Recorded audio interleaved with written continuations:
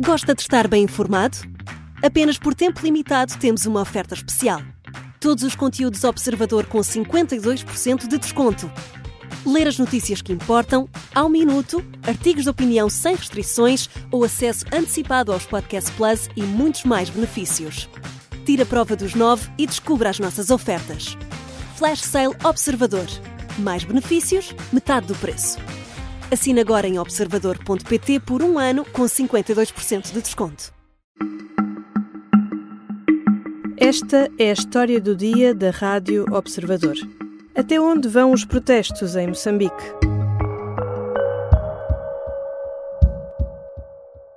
Ou o nosso Moçambique avança, ou o nosso Moçambique estoura. Ou o nosso amigo Moçambique se salva, ou o nosso Moçambique se perde. É hoje que vamos ter que escolher isso. Portanto, partilha a live, rapidamente, partilha esta live para 30 pessoas. Você que está a conectar-se agora, neste momento, partilha esta live, por favor. A violência escalou em Moçambique. Pelo menos 252 pessoas morreram nas manifestações pós-eleitorais desde 21 de outubro, metade das quais desde a passada segunda-feira, quando foram anunciados os resultados finais. O líder da oposição, Venâncio Mondlane, está fora do país para não ser morto. Nas ruas, as pessoas já não exigem apenas um novo presidente. Há saques, vandalizações, barricadas. Onde é que isto vai parar? Quem é que pode acabar com a violência? Vou falar com Dulce Neto, editora executiva do Observador, que tem acompanhado a evolução dos acontecimentos em Moçambique. Eu sou a Teresa Abcacis e esta é a história do dia de sexta-feira, 27 de dezembro.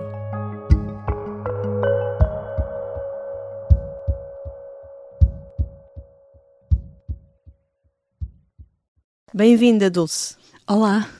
Os últimos meses têm sido turbulentos em Moçambique e nos últimos dias a violência escalou. Podes começar por contextualizar o que é que se está a passar no país? Bom, aconteceu o que já se esperava. Deixa-me começar por dizer um pouco isso, não é? Porque desde dia 21 de outubro que os protestos têm vindo num crescendo, com algumas pausas pelo meio, inicialmente aos fins de semana, mas depois já nem isso. Mas recordando muito rapidamente, a 9 de outubro houve eleições gerais em Moçambique, onde se incluem as presidenciais, e pouco depois, logo, um candidato presidencial independente, apoiado por um partido pequeno chamado Podemos. Venâncio Mondlane, não é? Sim, Venâncio Mondlane. Disse logo que tinha havido fraude eleitoral. Havia muitos registros, muitas dúvidas, aliás, da comunidade internacional, incluindo da União Europeia. Relatos de enchimento de urnas, várias situações que apontavam para um processo não transparente a nível eleitoral. Ele começou logo a dizer que ele tinha montado um processo paralelo de contagem, um pouco à semelhança do que tinha acontecido com a UNITA em Angola. Tinha havido fraude. E por isso recusavam os resultados que viriam a ser apresentados depois, mais tarde, pela Comissão Nacional de Eleições, que davam a vitória a Frelimo, que é um partido que está no poder desde a 49 anos, não é? 49 anos, com 70,67% dos votos e 20%, e ao candidato a Frelimo, que é o Daniel Chapo. Depois, já havia algumas manifestações, mas havia sobretudo um processo jurídico que estava a decorrer e havia uma figura muito importante que era o advogado de Venâncio Mondlane, Elvino Dias. E Elvino Dias e o porta-voz do Podemos são assassinados com 25 tiros. No final de outubro, não é? Isso... 19 de outubro, se não estou em erro. E foi um crime até agora ainda não explicado, porque são usadas armas automáticas que apenas as forças de segurança têm, pelo que foi um entendimento geral de que foi um entendimento da oposição e dos ativistas de que não tinha sido um crime passional, como o governo chegou a dizer, mas que era de facto mandatado pela Frelimo. Mondlane, que nós dizemos Mondlane, mas na verdade verdade, os moçambicanos dizem isto de uma outra maneira, dizem Mondiane, que convocou então uma homenagem com muita serenidade para o local onde os dois tinham sido assassinados, que as pessoas vieram, por isso fez ali uma assembleia naquele local, Kalunga, creio, e quando ele está a dizer às pessoas para dispersarem, para irem para casa calmamente, é atacado e está a dar uma conferência de imprensa aos jornalistas nacionais e internacionais. Eles são todos atacados com um gás lacrimogéneo e vêem-se vídeos do Venâncio a correr, a ser protegido por alguns jovens. Ele já tinha a casa cercada na altura. Para ele ir a este encontro, ele já teve que saltar muros e fugir e driblar os que estavam a vigiá-lo, e a partir daí tudo se precipita um pouco mais. Por isso a revolta desta massa popular não abrandou de forma alguma. Mondlane, entretanto, saiu do país, não sabemos exatamente onde é que ele está. Venâncio Mondlane foge do país, ele aliás falou connosco pouco depois e descreveu-nos a fuga, as várias tentativas de assassinato. Não sabemos onde é que ele está em parte incerta. Ele, depois de fugir, convoca então uma manifestação, uma semana de protestos, que culminaria a 7 de novembro com a grande marcha sobre Maputo. Ele chama-lhe até a grande manifestação contra o colono preto, e a ideia era que pessoas vinham de todo o país e iriam tomar o poder, o povo iria tomar o poder, mas eles são barrados antes de chegar ao centro do poder, não é? Eles não conseguem, e a partir daí é que Venâncio muda a estratégia.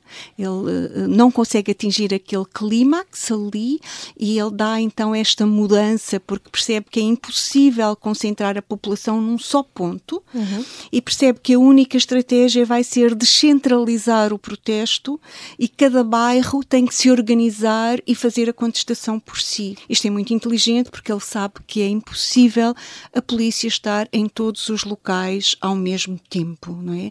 E a partir daí isto tem vindo em crescendo. Há um momento que se torna muito simbólico, sobretudo porque chama a atenção da comunidade internacional, que é quando um carro blindado atropela a grande velocidade uma manifestante. E esta segunda-feira o Conselho Constitucional de Moçambique veio confirmar os resultados das eleições, veio confirmar a vitória, não é, do candidato da Frelimo, Daniel Chapo.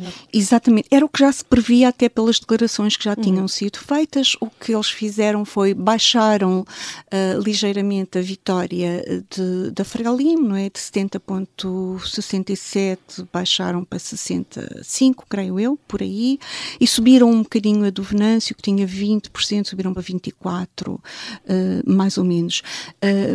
Venâncio avisou que as coisas iriam agravar-se depois deste anúncio. Não foi só o Venâncio, foram muitos analistas avisaram do que é que poderia acontecer, porque o descontentamento popular é de tal ordem e já havia muitos sinais de estar a sair de controle, porque uma coisa que é importante referir também é que a violência não é só da parte da polícia.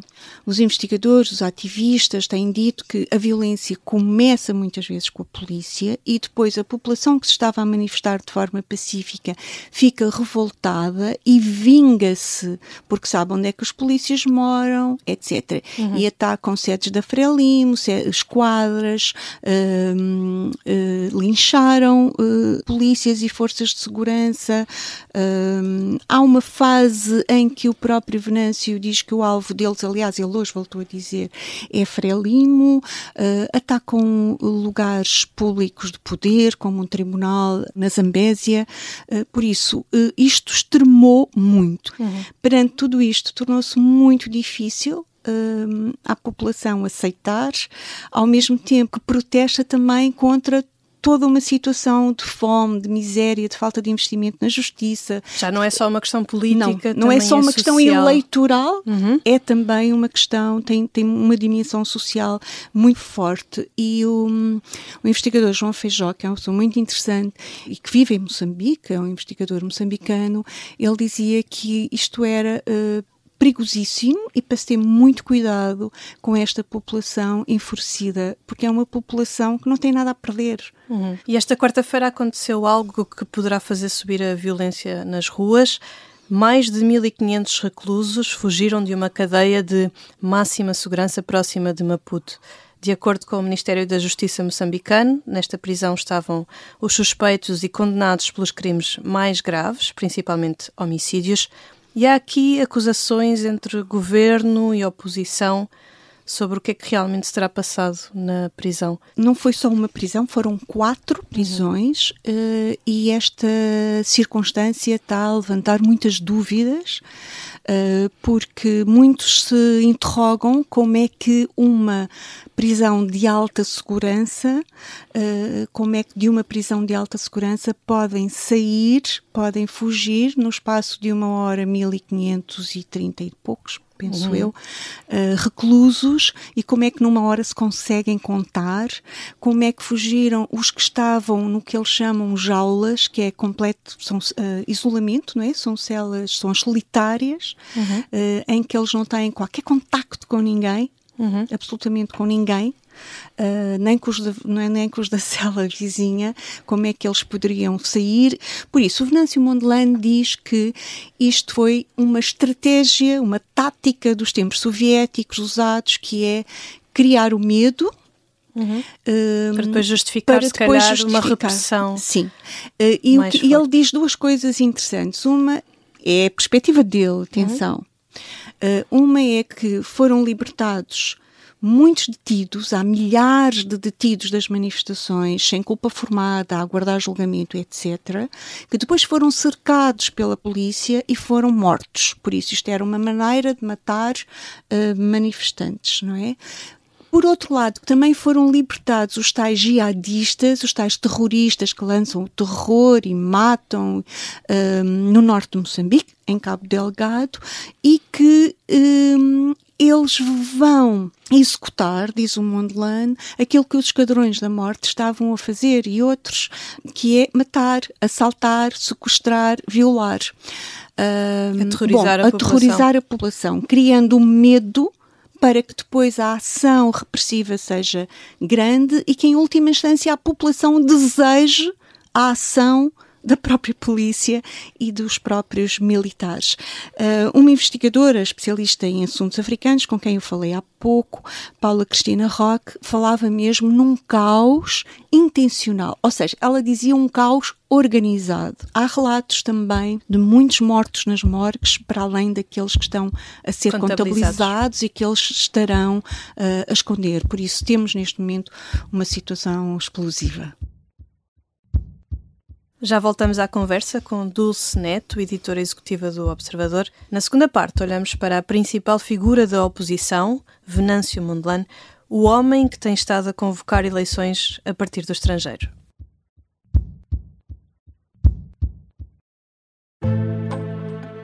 O sargento na cela 7. O homem na cela 7 escapou à morte por pouco. Piratinha do ar. Eu já disse que ele só tem 16 anos.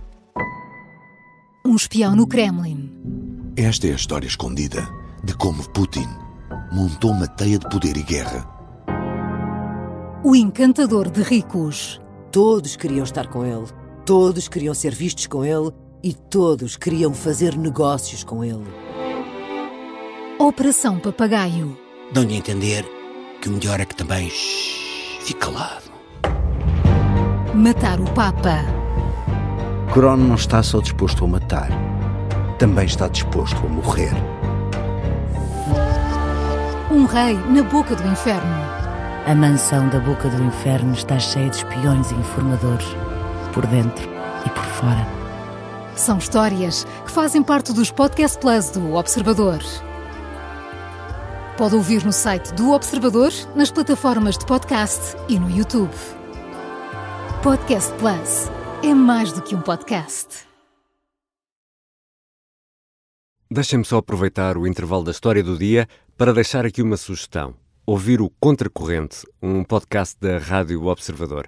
De segunda a sexta, o José Manuel Fernandes e a Helena Matos convidam especialistas, comentadores, para discutir um tema, em regra, da atualidade. É uma conversa sempre profunda, esclarecedora, sempre surpreendente também, sobre temas que às vezes julgamos conhecer ou outros que não conhecemos mesmo. O Contracorrente é um podcast da Rádio Observador e está disponível nas principais aplicações de podcast de segunda a sexta. Basta clicar em seguir e assim não perde um episódio. Agora vamos à segunda parte da história do dia. Estamos de volta à conversa com Dulce Neto, editora executiva do Observador e que tem acompanhado a situação em Moçambique. A principal figura da contestação é Venâncio Mondlane, que concorreu com o apoio do partido Podemos, um partido pequeno, que não tinha representação parlamentar. Venâncio tem conseguido galvanizar a população durante 2 meses e meio, mas não há sinais de cansaço? Continua com o mesmo apoio que teve no início? Diria que dos jovens que não têm nada a perder, que sim. Aliás, João Feijó dizia-me uma coisa muito interessante num texto que publiquei aqui há 2 semanas, em que já se previa que o Natal ia ser violento, não é? Porque o Venâncio Mondlane cancelou, ele que é um pastor evangélico, um cristão, em que a celebração do Natal é uma das principais cerimónias, além da Páscoa, não é? Para os cristãos, e ele cancelou o Natal. Não é? Reparem que não é por acaso que o Conselho Constitucional anuncia a sua decisão a 23. A 2 dias de Natal. Na véspera da véspera de Natal, não é? A 24 já estamos todos centrados no Natal e os moçambicanos não são diferentes. E toda a gente pensava que isto ia acalmar. Toda a gente não. A estratégia poderia ser pensar que isto iria acalmar, mas João Feijó dizia logo, não acredito, ninguém acreditava que isto não iria acalmar e não foi, não é? Por isso, 23 houve protestos, 24 houve protestos, 25 houve protestos. Houve uma coisa terrível, que são as pilhagens, mas já podemos falar disso, que se agravaram de uma forma exponencial e que também tira credibilidade e legitimidade de Venâncio Mondlane. Há quem diga que as pilhagens são feitas pela polícia. Há vídeos em que se vê um carro blindado a deitar abaixo um grande portão de um armazém e a dizer às pessoas entrem, pessoas famintas, oportunistas também, mas que vão buscar os bens, podem ver a confusão que isto está a lançar na classe empresarial. E esta classe, os empresários, a classe média, a classe mais com mais a perder, digamos assim, está muito cansada e está muito irritada com esta pilhagem, porque não entende porque é que, se o inimigo é Frelimo, porque é que estão a atacar o próprio irmão. Não é? E aliás, Mondlane veio dizer já, não pilhem, eu quero tomar posse a 15 de janeiro, mas não quero tomar posse no meio de destroços, nem no meio de pilhagem. Nós não somos vândalos. Eu diria que a rua não dá a fraquejar, a classe média que não vem para a rua, mas que apoiava de outra forma, começa a ter muitas dúvidas e a ficar cansada e irritada, mas o João Feijó dizia-me também uma coisa nessa altura, nesse texto, que era, ele tem um carisma de tal ordem que estas pessoas, estes jovens, estão dispostos a morrer por ele. E é isso que tem estado a ver, na verdade. Eles têm dado a dar o corpo às balas, porque em 3 dias morreram 126 pessoas. Ele é um engenheiro, é um pastor evangélico e ele sabe falar para as massas. Depois, há ali um lado messiânico dele. Ele crê, de facto, que tem uma missão e que não pode defraudar o povo. Aliás, há um relato muito interessante que surgiu nestes últimos 2 dias de um economista académico muito reputado em Moçambique, Roberto Tibana, que explica como ele tentou mediar, como ele mediou ainda antes de 21 de outubro, Venâncio e a Frelimo. E como ele conta que o Venâncio lhe tinha contado que tinha sido contactado por várias pessoas da Frelimo numa tentativa de o, entre aspas, comprar, e que ele ficou muito chocado porque ele nunca poderia defraudar o povo que tinha acreditado nele. Por isso ele tem esta ideia muito de que tem aqui uma missão e que vai libertar o seu povo. Esta quinta-feira acaba a fase Turbo V8, como lhe chamou o Mondlane. O que é isto? O que é que se pode passar a seguir? É uma incógnita. Moçambique está suspenso. Ninguém sabe exatamente o que é que vai acontecer.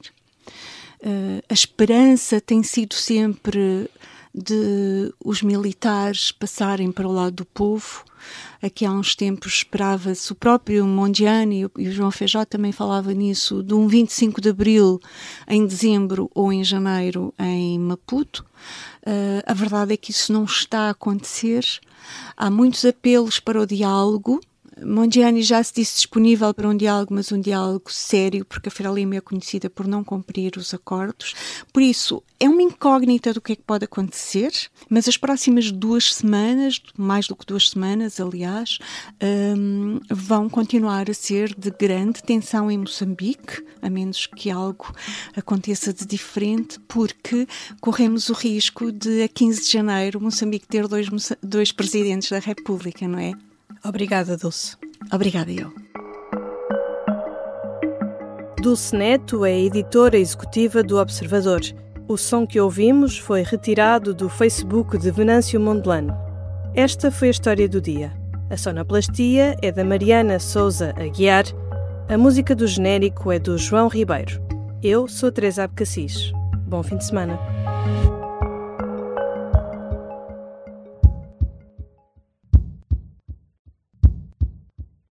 Se gostar deste podcast, pode seguir, dar 5 estrelas e comentar o episódio na Apple Podcasts ou no Spotify. Pode também subscrever e gostar no YouTube. Assim recebe uma notificação sempre que houver um novo episódio.